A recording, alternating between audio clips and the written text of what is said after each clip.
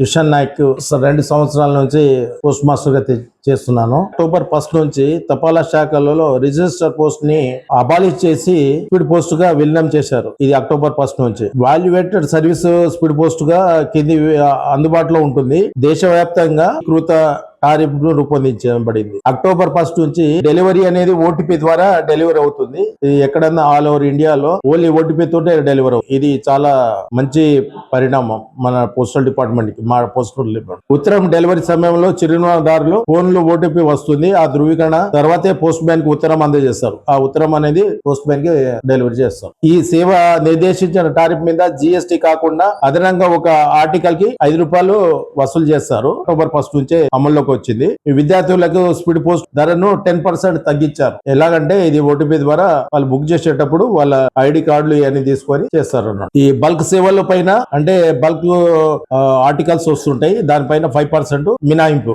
తగ్గించారు. కావున ఈ తపాలా శాఖల స్పీడ్ పోస్టులని మొత్తం అవగాహన చేసుకొని మా సేవలను వినియోగించుకోవాలని నేను మీడియాకి తెలియజేస్తున్నాను.